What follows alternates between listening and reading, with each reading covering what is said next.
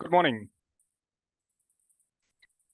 Good morning. I'm Stefan Werkstatter, VP of Sales EMEA at EPC. Welcome to today's webinar, Practical Applications of Gallium Nitride for Motor Drives. Before we get started, I would like to go over a few housekeeping items for today's event. You will have the opportunity to submit text questions to the panel by typing your questions into the Q&A feature at the bottom of the screen. You may send in your questions at any time. We will collect these and address them during the Q&A session at the end of today's presentation. Now I would like to introduce our speaker today, Marco Palma, Director of Motor Drive Systems and Applications. Thank you, Stefan. Thank you, everybody, for joining this webinar. I will stop my video and start sharing my screen to go through the presentation. And as Stefan said, all the questions you can submit it in the panel, and then we will address the question after the presentation. Enjoy the webinar.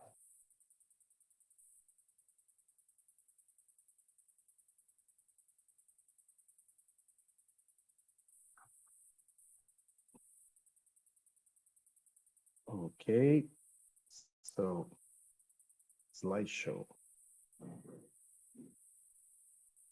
I hope you can still see me.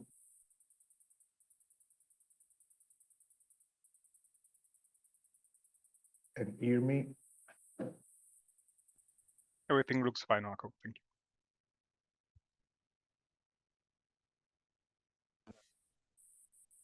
Okay, then sorry, there was a technical problem and there was the Zoom had a problem. I hope you can see now my screen.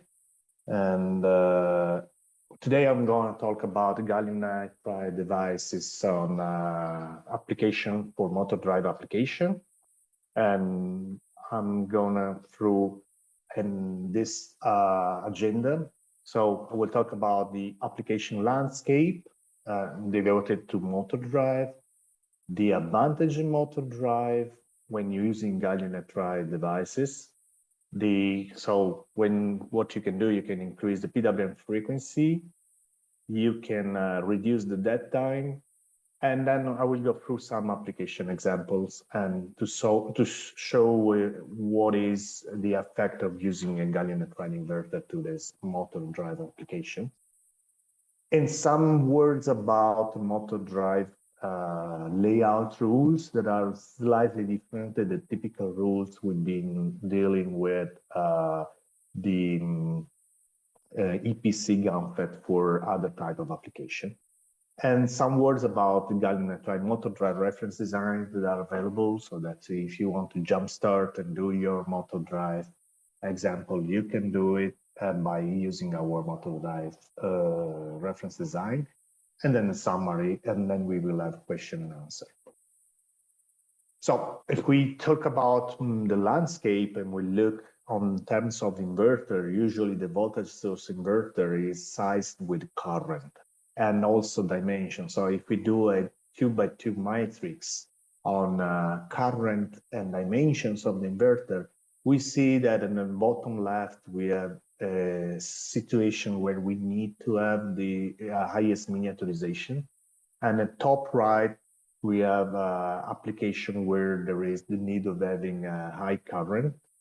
And so here are some example of high current application. And when I say high current, it is above 100 amps, can be 100, 150, can be even 400 amps. Here there's an example where still you need a decent number of the current from your inverter, but inverter needs to be small. And we're talking about, let's say, 35 amps or mass, for instance, for an e-bike.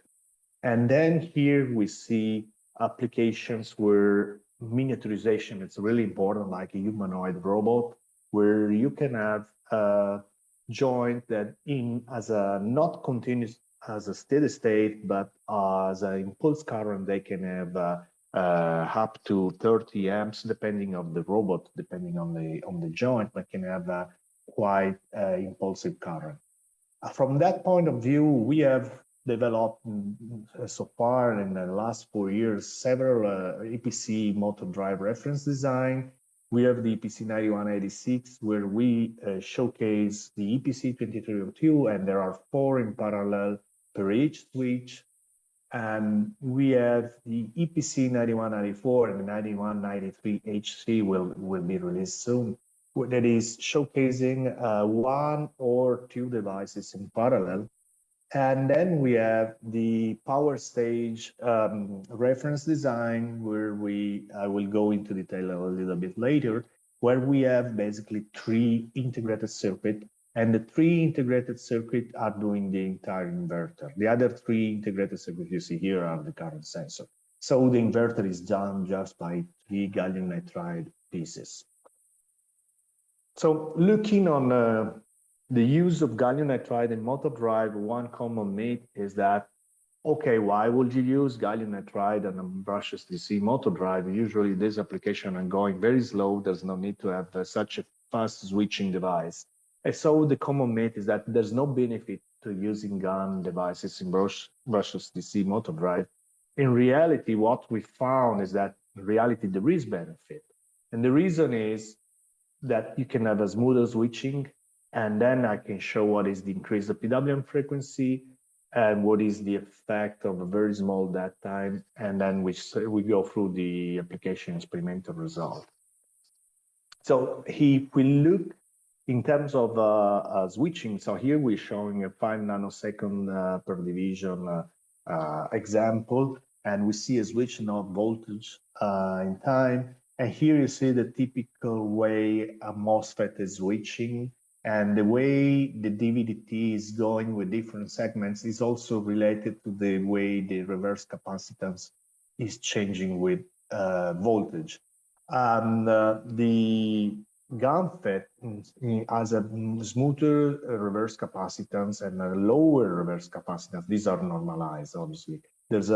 There is a difference, a ratio in the capacitance of a GaN FET given the same RDS(on) by a factor from 5 to 10. So here you see how a typical GaN FET, discrete GaN FET is switching, very linear switching, and this kind of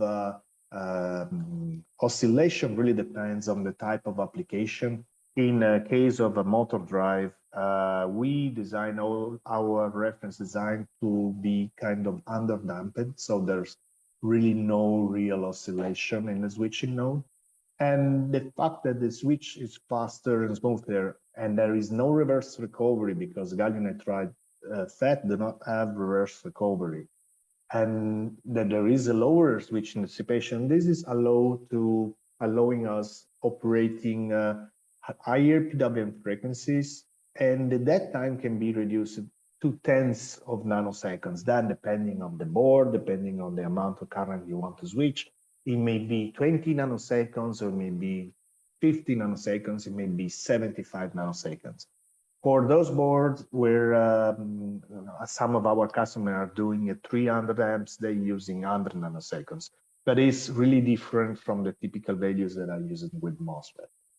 So then looking at the benefit, we say, okay, the gallium nitride transistors and the gallium nitride integrated circuits, they can switch fast and smoother with zero reverse recovery current.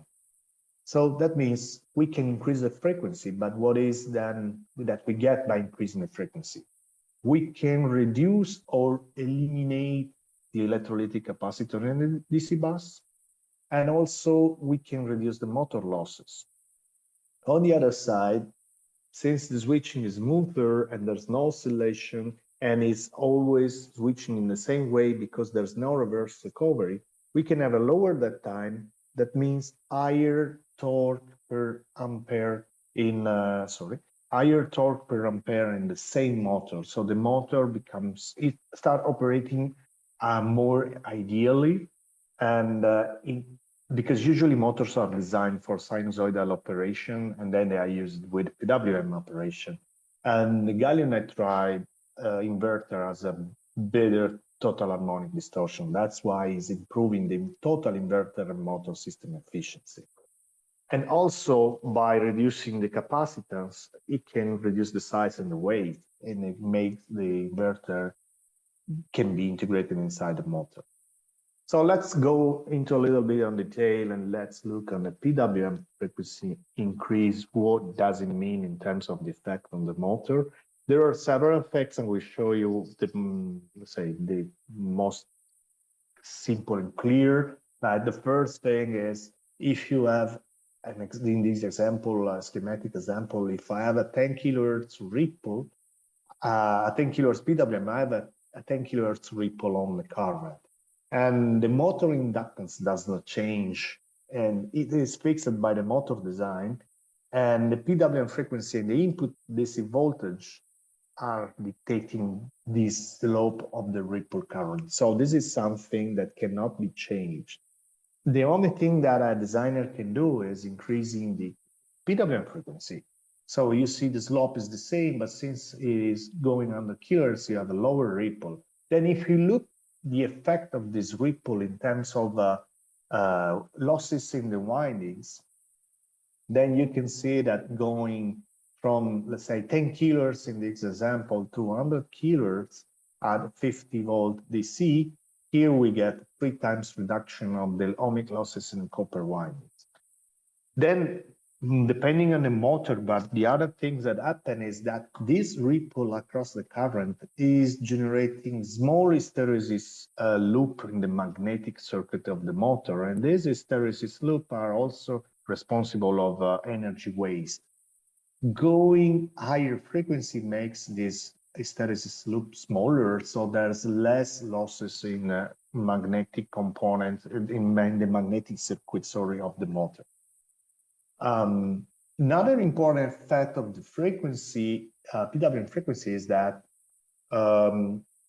if you see the inductance, typical inductance in the motor, if the current increase, the inductance is doing, the motor may enter in a weak saturation, and then the inductance can start becoming smaller. And this effect is visible when the current becomes bigger. And here in this example, we have a 20 kilohertz MOSFET driving MOSFET inverter driving a motor with 500 nanosecond that time. And the sinusoidal current, which is here, is 46 amps peak. And I'm zooming the current here at the zero crossing, and I'm zooming the same current at the peak. And here what we see is that since this motor is very low inductance, already during the zero crossing, there is a 3 amps ripple, and you can easily see that the current is rising at 3 amps on 3 microseconds on the zero crossing. But when it comes to this point, we're to the 46 amps peak. Here you see clearly that the motor is entering this area because there's a ripple which is higher, and if you do the DI dt, you see that this is higher ripple, and you have a 15 amps ripple on top of the peak of the current. This is responsible of the motor heating and also vibration and loss of energy. If you, in the same motor, use 100 kilohertz gallium nitride inverter, what you get 100 kilohertz, 50 nanosecond at times, you have still ripple, and the ripple, if you see, it is changing the slope, because here you have 1 amps in 1 microsecond, here you have half amps in 1 microsecond, but you have a more stable operation, less ripple on the peak. So the gallium nitride inverter is able to utilize the motor also in this area without excessively increasing the temperature of the motor itself. And another effect important is, especially in battery operated system, like could be, for instance, an e-bike. You have a battery, you have cables going to the inverter is integrated in the motor, but then the cables are responsible for EMI because there is a current ripple and voltage ripple. And then usually customers need to dump a little bit this ripple by adding some inductance at the beginning. And then, since usually these applications are running at low frequency, 16 kilohertz, 20 kilohertz, and usually there are electrolytic capacitors. When talking about capacitors, it's really important understanding that if you use electrolytic capacitors, the electrolytic capacitors are sized in terms of the RMS current, which are that's due to the technology. So, and a rule of thumb is that given the maximum phase current RMS, the RMS on the total RMS on capacitance is something like 65% of it. So it really depends on what is the amount of this current, which is really dictating how many capacitors you have to put in parallel. Is not really it is not really the ripple that is dictating the capacitance, but it's the RMS current. So if you instead work with different type of technology like ceramic capacitors, then is a different story, because in that case, while the electrolytic capacitor are sized with RMS current, the ceramic capacitor really sides with the voltage ripple. So if you use ceramic capacitors, you are sizing the DC bus inverter based on the voltage ripple that you want to accommodate on your application and also on your cable. And depending on the material of the electrolytic capacitance, and depending also on the capacitance of the capacitor, you have usually the optimum in this area, in the area of the hundreds of kilohertz. So that is also giving another important effect. So going into the dead time reduction, so why we insist on reducing the dead time?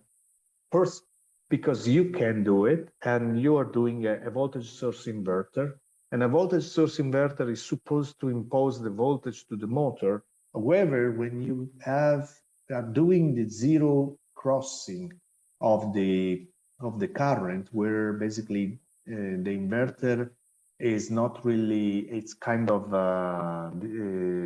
not really dictated by the during the dead time, the behavior of the inverter is not dictated by the switches, but it's dictated by the load.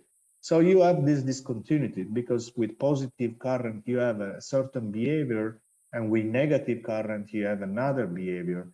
These discontinuities here are reflected into the current, but also you have 6 discontinuities because this is a 3-phase load. And we'll see later what this discontinuity mean, but with the same frequency in this example, gallium nitride inverter, but very small the time. So here we're comparing 500 nanosecond versus 21 nanosecond. We get very nice voltage shape applied to the motor, which in result becomes a very nice low distortion sinusoid. That means that if we compare again on the left, 20 kilohertz 500 nanosecond that time, we get in the torque, this is the FFT of the analog signal of a torque transducer put in the motor. We get an harmonic in the torque because of the dead time. And this torque in the harmonic, you don't want to have harmonics in the spectrum of the torque, because harmonics means vibration. You just want all the spectrum to be concentrated here in the torque. And once you reduce the dead time, the same analog signal, you see here, this harmonic completely disappear. And that means the same signal, the same current is just having more spectral components and a low frequency. That means really is making the motor move. Looking at the differences clearly from the input voltage, input current, and output current. On the left, you have 20 kilohertz, 500 nanosecond. Input current has a very big ripple, and the input voltage is basically a square wave reflecting the duty cycles imposed by the inverter. And the phase current has its own ripple across the voltage. Here, basically, we're zooming here at the peak of the current. While doing 100 kilohertz, 21 nanosecond that time, everything gets better. The input current is smoother. also looks like more sinusoidal. The input voltage is a triangular voltage, which is less component, let's say less um, harmonics in the spectrum, and the phase current has a lower peak to peak.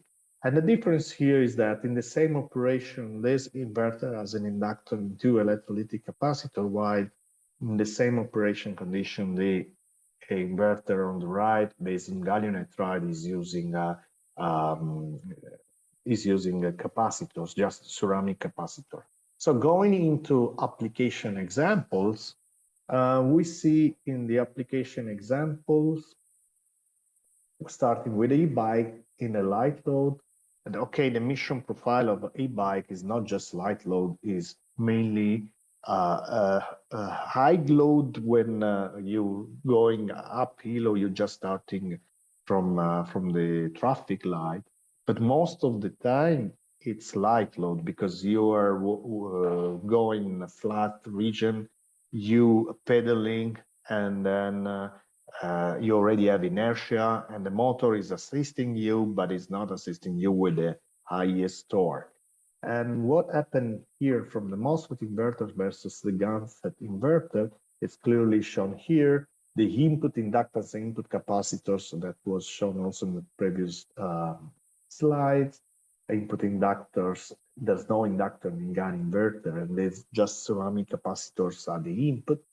And you can see clearly that it's almost the same speed, but the torque is slightly higher on the right. And this is generating higher mechanical torque generated by the motor in the same condition. That means it's not really the inverter getting higher efficiency. So the inverter here has the same RDS zone as the inverter on the right. So both share the same RDS zone resistance. And whatever you get from advantage from the inverter gallium nitride, because lower switching dissipation, is then reduced because we increasing by a factor of 5 the switching event, okay? That's why the inverter efficiency is almost the same. However, what is changing is the motor. And we are having now more current in different applications that are more, customer in different applications that are testing this, and they're really recognizing that based on their existing inverter with MOSFET versus gallium nitride inverter, putting their motor in a dynamometer bench, and they seeing an increase in the efficiency of the motor itself. Another example is if we take a drone with trapezoidal commutation. In this case, we have a motor. This is a motor for a drone. Actually, I'm showing the scheme of a test bench we've been using in the lab. This motor, I'm talking about propellers that have 1.7 meter diameter. So we're talking about a motor that can lift during the takeoff can lift 30 kilos. So we're talking about quite important motors. So we connected this motor to a platform fixed to the ground and to a stand. And the inverter is usually either inside the motor or just in the arm of the motor. And here is an example. What we did, we first used the original inverter. And then after a while, we used just to remove the original inverter and plug one of our reference design board to drive the motor, okay? And the criterion to check the difference between the MOSFET inverter and the GaN FET inverter was simply looking at the input power. The voltage, input voltage is the same, is given by battery, and then looking at the input current and measuring the input power going to the motor in the exactly same aerodynamic condition. And because the load of this motor is given by the propeller, and since the system is the same, is not changed if the propeller is running 2000 RPM, then we assume that the load is the same. And here you see, in this case, is a drone, original drone with trapezoidal block commutation control. And you see it as given speed. You see that this is quite common. I know this is a cheap solution, but it's really inefficient. And you can easily see it because there's always 60 degrees of during when the 60 degrees here, 60 degrees there, when one phase is escaped off because it is a sensorless trapezoidal control. If you compare the gallium nitride inverter with sinusoidal sensorless field-oriented control running 80 kilohertz, then you see that in the same condition as a very nice sinusoidal waveform. And then by comparing the input power and then doing the difference, so how much the original inverter is consuming more given the motor speed, we see that at this 2300 RPM, the motor, the original inverter is consuming more than 450 watt than the gallium nitride inverter with the same motor and same propeller. And if you consider that a typical agricultural drone has at least 6 motors like this, then you can do the math, you can multiply, then you can see that during the operation, just by changing to gallium nitride inverter, it can be saved several kilowatt instantaneous power. Okay, but then we tested also against sinusoidal commutation, because then sinusoidal commutation drones are there, but usually they run very low frequency, like 15 kilohertz, 16 kilohertz. Exactly the same stand, just a different motor and propeller. But again, we're talking about motors that are able to lift 30 kilo during the startup. And here you see the original waveform of the original MOS inverter. Is still sinusoidal sensorless field-oriented control. However, there's a lot of ripple on the current because those motors very low inductance, and the frequency, PWM frequency, is low because of the MOSFET inverter. While here you see how a GaN FET inverter, in this case, was running 120 kilohertz for this motor, and it was showing very nice waveform. And again, we made the difference. So what is the additional losses of the MOS inverter compared to the gallium nitride during the operation? And here you can see that at 3000 RPM, the difference is smaller. We're not talking anymore about 450 watt, but we're still talking about roughly more than 25 watt. Again, if you do the math and you multiply this by the number of motors in the drones, then you understand that the motors themselves become more efficient, and then the system become more efficient. So I just gave 2 examples from application point of view. The next slide, I just want to go through some basic hints on how to do a layout when using GaN FET for doing the GaN FET inverter. And so some guidelines. This will become a more, let's say, more comprehensive guidelines in the future. Maybe we can dedicate then in the future another webinar to this. So the most important thing, which is common to all inverters and all converters who are using gallium nitride transistor, is minimize the common source inductance. The common source inductance is the shared inductance between the gate loop, the shared path between the gate loop and the power loop. So since the GaN FET transistor have very low threshold and compared to power MOSFET, so the typical threshold of GaN FET transistor is 1.5 volt. And considering that there is a typical voltage for the gate, which is 5 volt for the GaN FET, then it's better minimize the common source inductance to reduce the dissipated power. For motor drive, then it becomes really important using thick copper in the first layers where the GaN FET are attached to.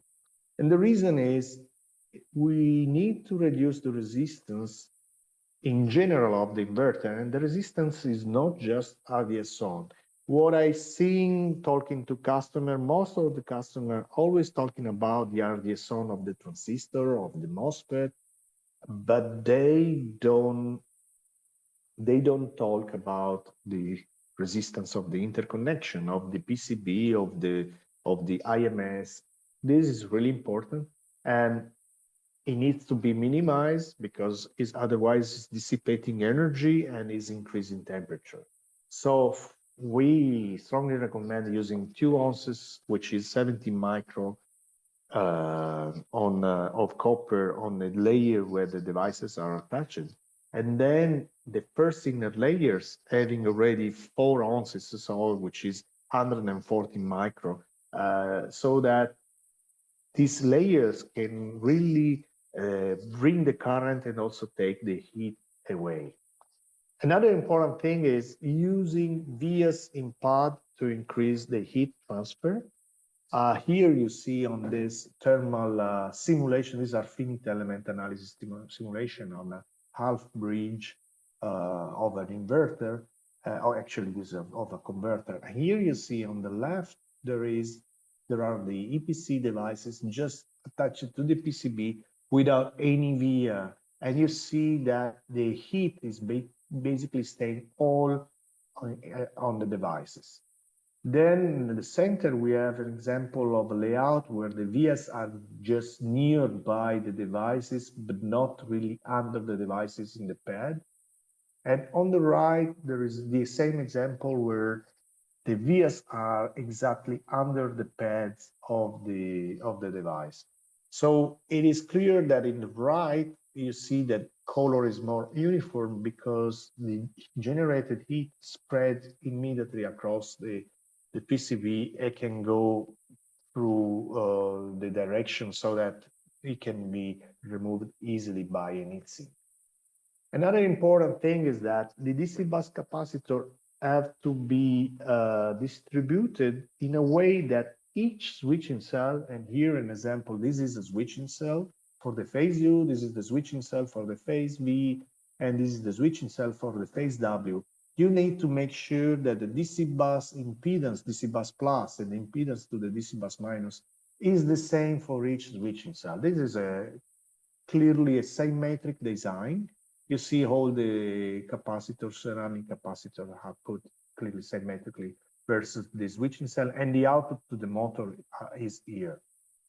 And when switching less than 5 volts per nanosecond, which is the case in our motor drive, the difference between motor drives and the other, let's say, DC-DC converter is that in the motor drive, we don't switch fast. We switch to the, let's say, the minimum, which is helping from EMI point of view and helping from a winding insulation point of view, but not more than that. But if you are not switching fast in terms of the VDT, it also means that the IDT is not too big. That means there's no need to do what it is called the internal vertical layout, which is very important for the DC-DC operation or for very fast VDT operation. So if you look here, there is no high frequency capacitors in any of the switching cells. The dual capacitors here you see here in this board are in the top layer here are because this is a power stage. There is a gate driver integrated with the high side and low side GaN FET, and these are the bypass capacitor for the power supply, which is good rule to put them next to the integrated circuit. But there's no high frequency decoupling of the switching loop, power loop, and this is really helping in a motor drive because the switching waveforms are very smooth, but then we can reserve all the copper we need we can reserve all the copper we need for the DC bus. And the DC, so this is DC bus plus, this is DC bus minus, and the copper here is for the phase. So it's really important using the layers for current and heat transfer. So another important thing, which is different from the CDC, is that the first inner layer does not need to be a ground return. Use all layers for the current and for the heat. The other important thing is you need to minimize the DC resistance of the copper. And how can you assess the DC resistance? Better using a tool that can be used to predict the DC resistance. For instance, we use Altium software, and within Altium software, there is a AkiSite power tool analyzer, which is a part that you have to purchase. It's a kind of a third-party software that you can plug in. It's a plugin you have to purchase for Altium. And then it helps you in analyzing your PCB and telling you where are the bottlenecks, where the DC resistance is bigger so that you can minimize it. And it's also important minimizing the device interconnection resistance to the PCB. And with the same tool, we analyze the current density. And the simple trick is whenever you see current density going high, that is related to a resistance part that will be high and will be detrimental to your inverter. So going into these things and with simple rules, we developed a set of EPC reference motor drive boards starting from 6 to 20 amps RMS. These are based on a power stage. As I told you before, a power stage is a PQFN device which has the gate driver and the high side and the low side, the power GaN FET integrated into it with the exposed die on top, so that it helps in having very good, efficient topside cooling. And we have different types of, we have actually 3 sides of these. I mean, the size is always the same of the package, but the sides in terms of resistance, RDS-on of the power GaN FET is different. So it can go from 6 to 20 amps RMS. Then we will be releasing soon in these days the EPC 9193. There is 9193 as one device per switch, EPC 2619, and the 9193HC as 2 devices per switch. And this is a chip scale package, and it's very small device.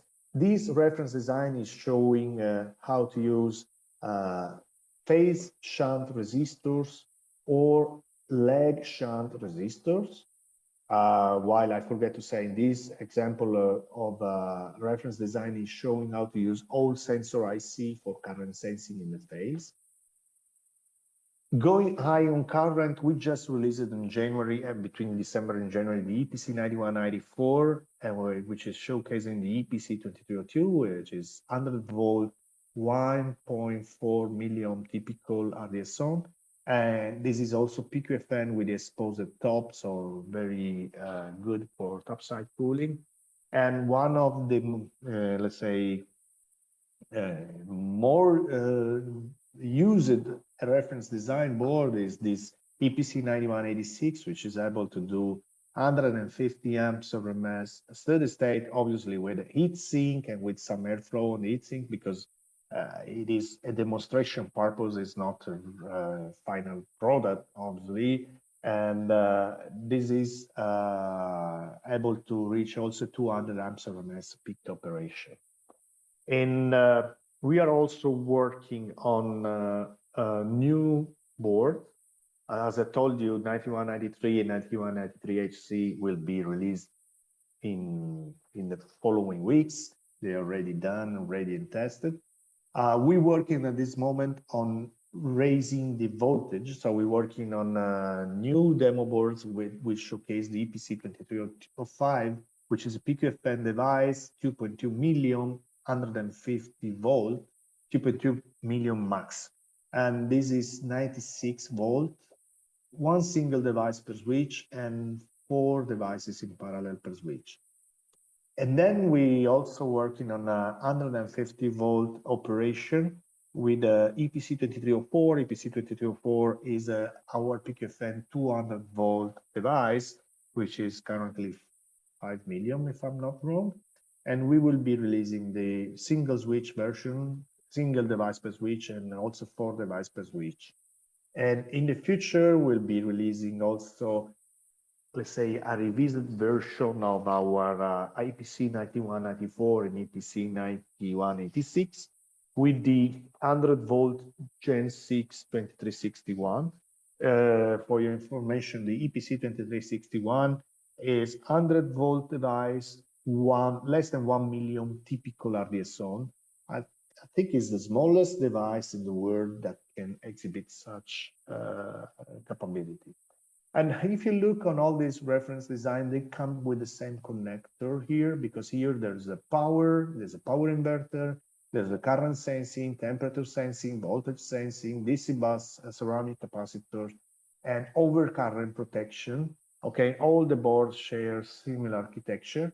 And then how do you test the board? So the board looks like this, a 3-phase inverter going to a motor and a connector. Then we have a provision of several adapter board for, let's say, the most common microcontroller for motor control, like, for instance, the ESP33 from Microchip, or the Nucleo for different types of ST controllers, STM32 controllers. And we also have the Texas Instruments adapter, which is this green board.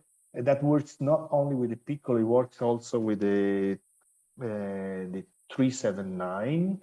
I know that there are customers using the same board with the 379. And we just released in January the adapter board for the newest platform from Renesas, RA60Q. This one in the picture is the RA60Q that can drive 2 motors, and the RA41, which can drive only 1 motor.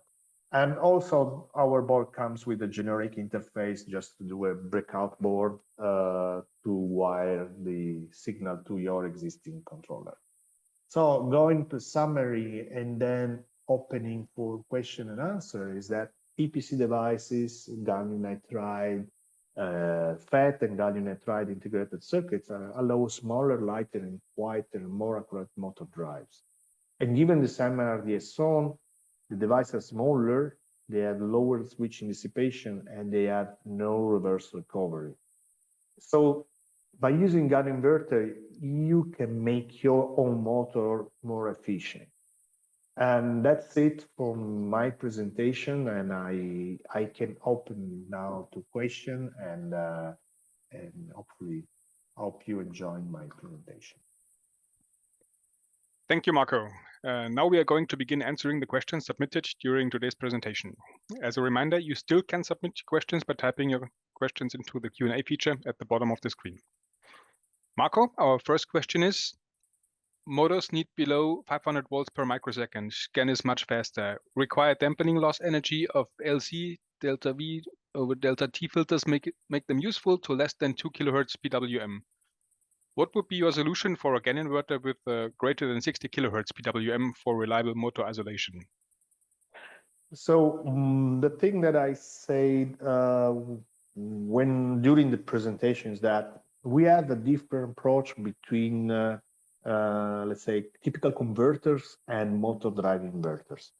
The typical converters, AC/DC, DC/DC converters, we're using GaN-FET. We usually tend to go as fast as possible to minimize the switching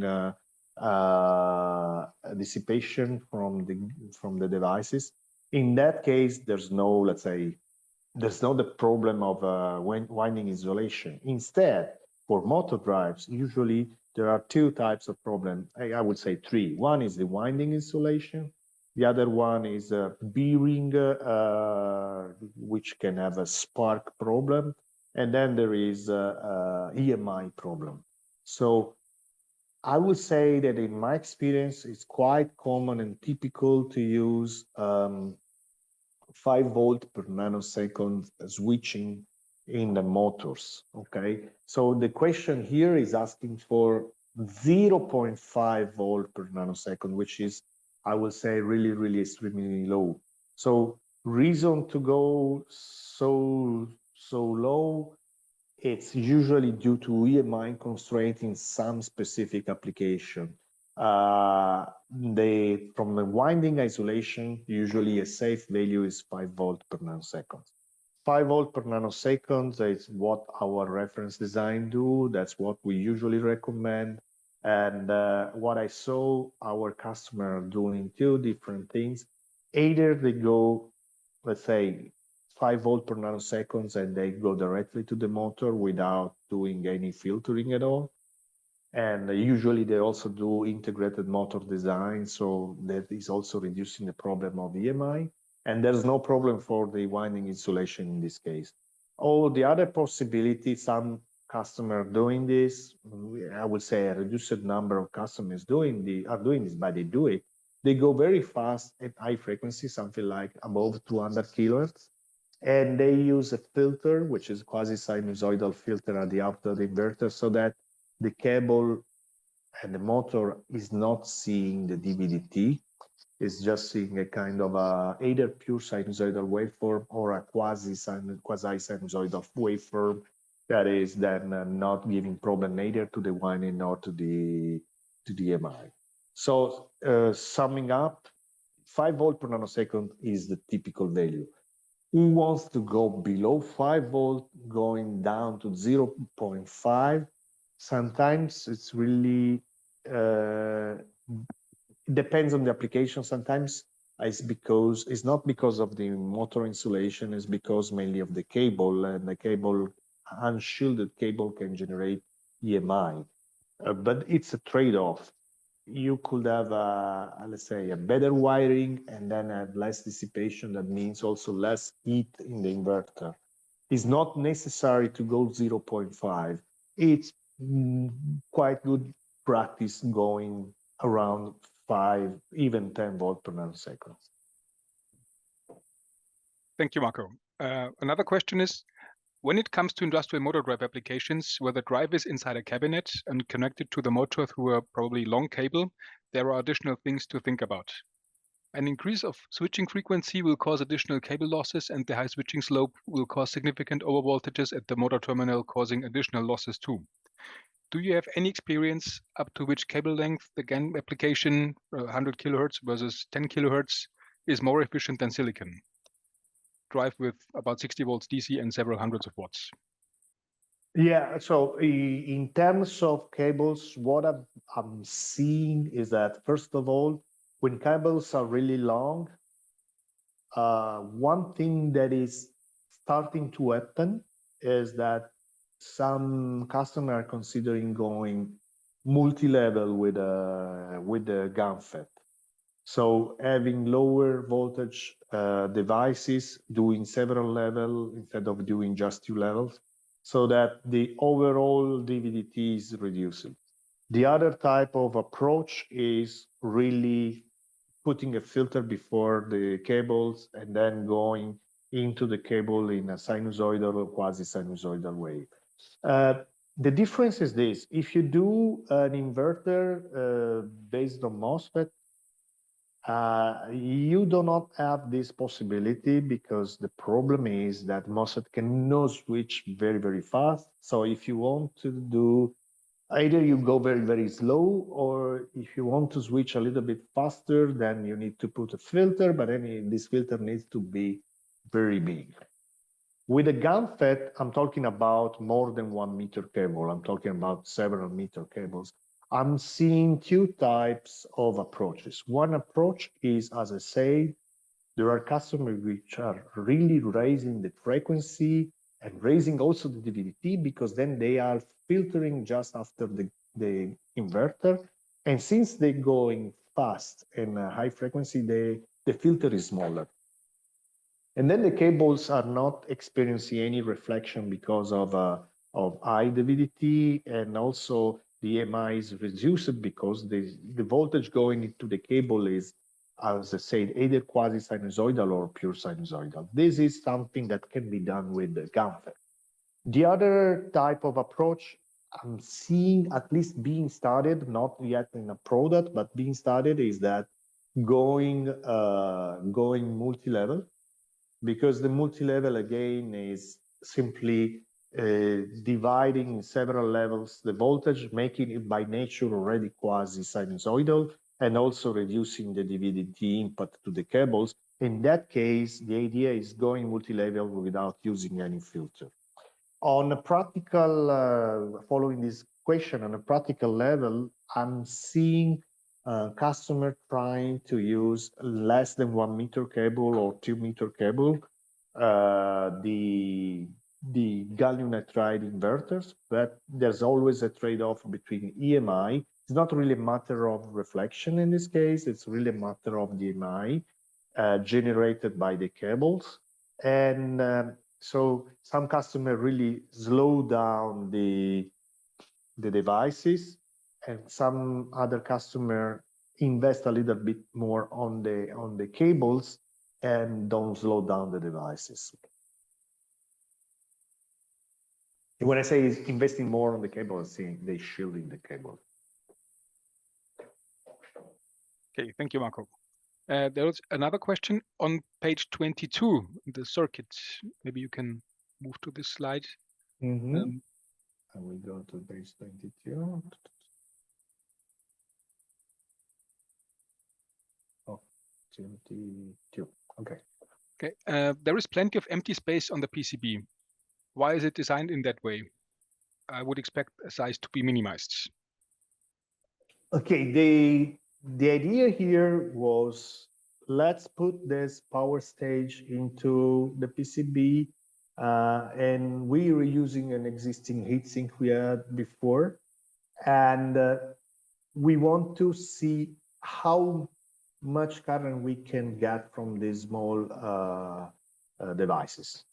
It really depends. It's a thermal problem, okay? It's really a thermal problem in general. When you start working with gallium nitride in motor drive, first you think about the thermal design, the thermal circuit you have available, and the thermal budget you have, and then you understand how much you can dissipate, and then you understand what you can do. Here we wanted just to add the highest current we could. Just consider, just to give you an idea, that this device is 5 millimeter. So here we're talking about, we'll say 2.5 centimeter on X direction and maybe 4 centimeters on the Y direction. So, and I agree, if the space can be reduced a lot. We will be designing a similar circuit in the future with, a smaller dimension.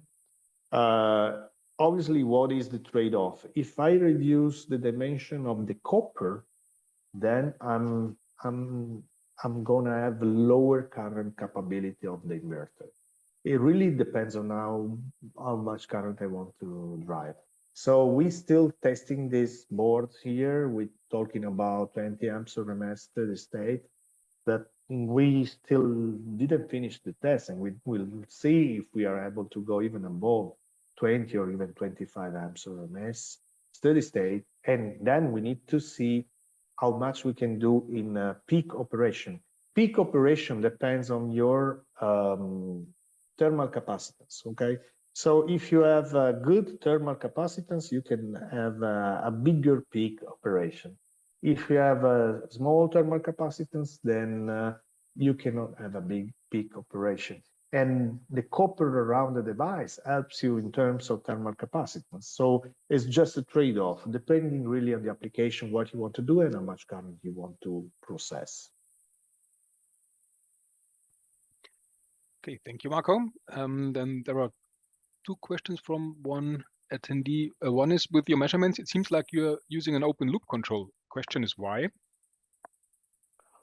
No, some measurement that I showed during the presentation, some measurement are, so the measurement, for instance, in the eBike is, okay, there is only one which is open loop I can show. All the other are closed loop. So this one, which I was showing here, it's field-oriented control sensorless. So this is a field-oriented control sensorless. And so closed loop at a given speed.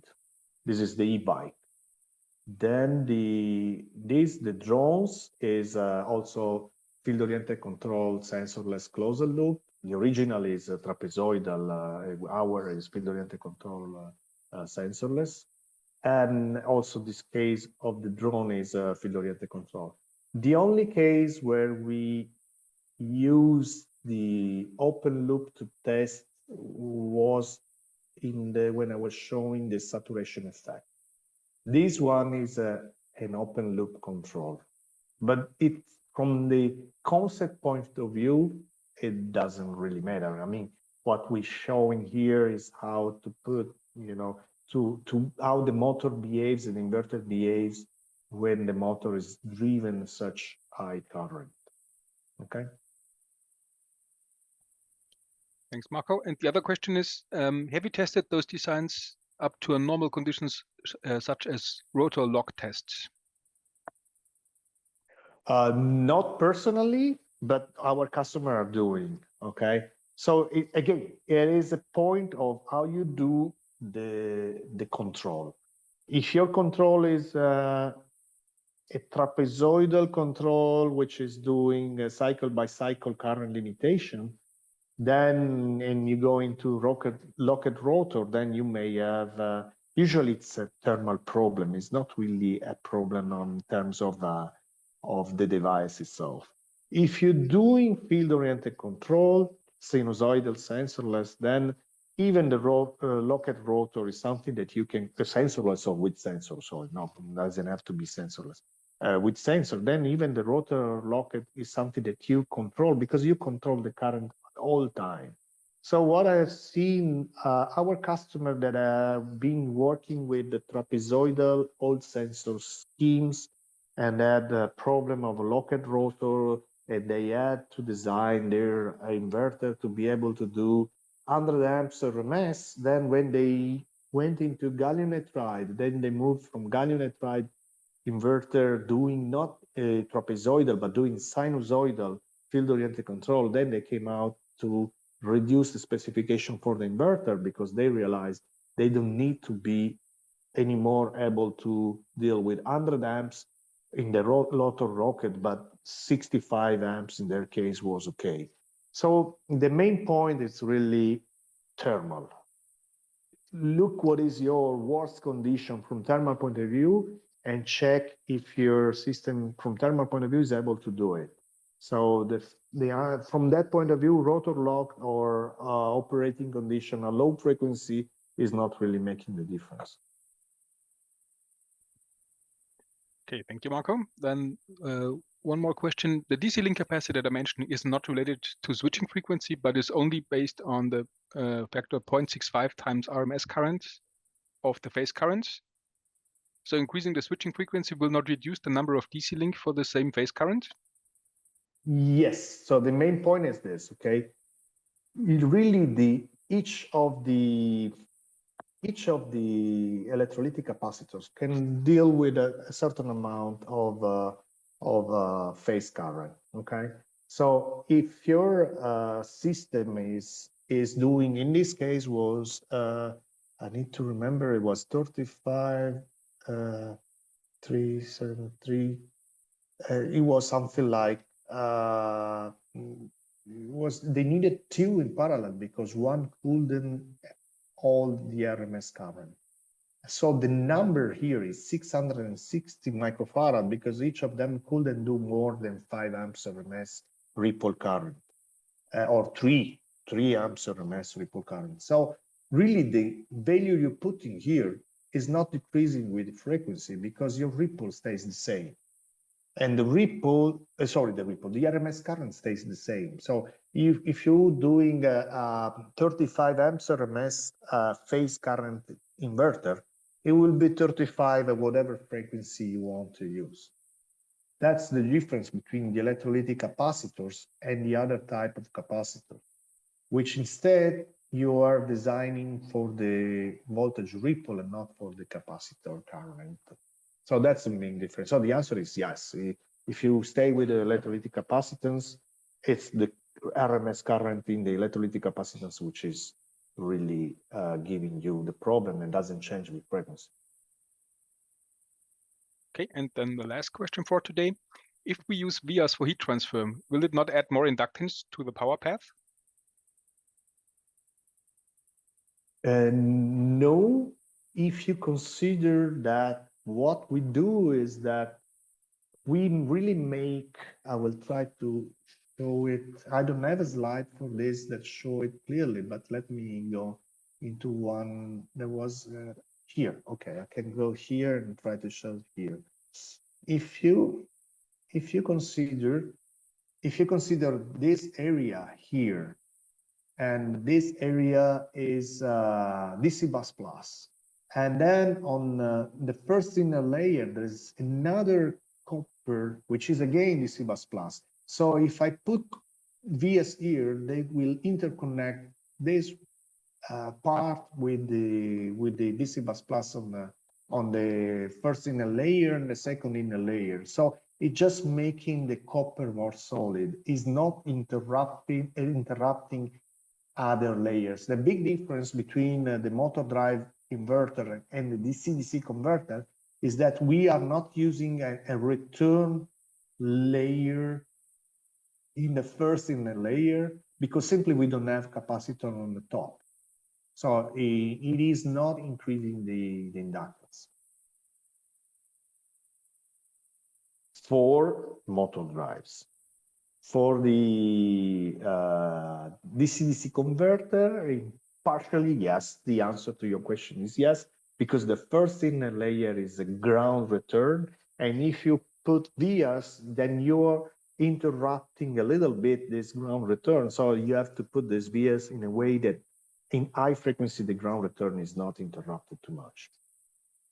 Okay. And I think we are around the hour. Yes, so kind of perfect timing. So thank you, Marco, and also thank everyone for attending today's webinar. So if you have any additional questions, please send them to info@epc-co.com. I repeat, info@epc-co.com. You will receive a follow-up email within 48 hours with the link to the recording of this webinar. And thanks for joining us today, and enjoy the rest of your day. Thank you. Thank you. Bye-bye.